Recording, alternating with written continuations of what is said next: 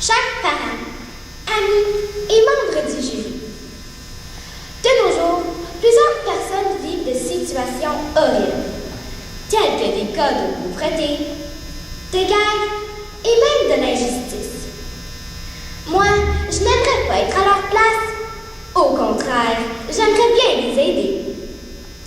Mais parfois je me demande, et si j'étais chef de file d'un monde libre, la première question que j'aborderais serait la pauvreté extrême. Et oui, à mon humble avis, si nous pouvons éliminer la pauvreté extrême et diminuer la pauvreté dans le monde, nous pouvons aussi éliminer tout autre problème. Car imaginez-vous, la faim touche aujourd'hui environ 1 milliard de personnes, soit 1/6 de la population mondiale. Environ 8 millions d'enfants meurent à chaque année à cause de la pauvreté. Et environ 150 millions d'enfants de moins de 6 ans souffrent de méfaits de la malnutrition. Et en plus, ça coûte aussi aux pays en développement des milliards de dollars sous forme de perte de productivité et de revenus. Selon un rapport de la FAO, l'Agence de l'ONU de l'alimentation et de l'agriculture, aucune nation n'est épargnée de la pauvreté. Mais comme toujours, ce sont les pays les plus pauvres et les populations les plus diminuées qui en présentent le plus. Mais cela veut aussi dire que même dans les pays les plus développés, il y a des gens qui vivent de la pauvreté. Par exemple, prenons notre beau et vaste pays, le Canada. Au Canada, environ 11% des Canadiens vivent en dessous du seuil de la pauvreté. Dans une nation d'environ 33,3 millions de personnes, environ 3,5 millions de personnes vivent de la pauvreté. Pire encore, la majorité de ces victimes sont des enfants. Et en plus, le recensement indique que environ 18% des enfants canadiens vivent dans des familles qui reçoivent un revenu inférieur à celle de la pauvreté et que parmi les enfants d'âge préscolaire, le taux de pauvreté est de 19%.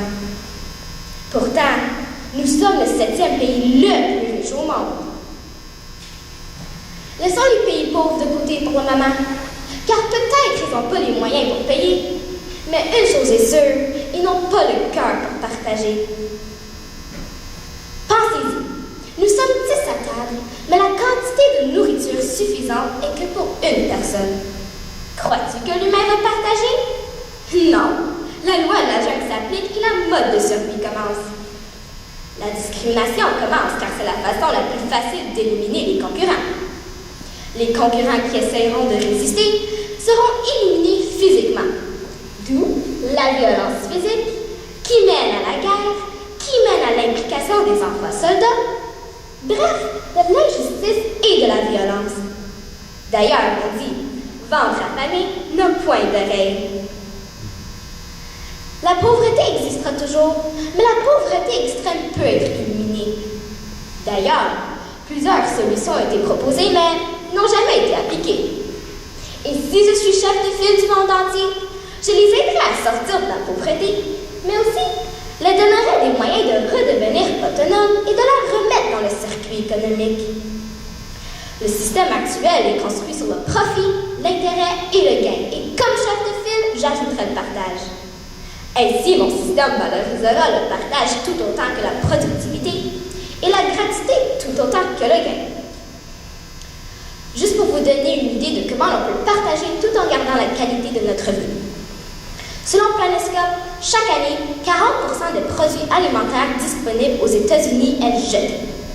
Ce gaspillage représente environ 48,3 milliards de dollars, soit l'équivalent de 40 000 milliards de litres d'eau gaspillée, soit le besoin annuel de 500 millions de personnes. Et maintenant, dans les pays les plus pauvres, une très grande quantité de la nourriture est jetée même avant d'avoir pu être consommée. Dépendamment de la culture, de 15 à 35 % des produits alimentaires sont perdus directement dans le champ. Et au Canada, chaque personne jette en moyenne 187 kg de nourriture.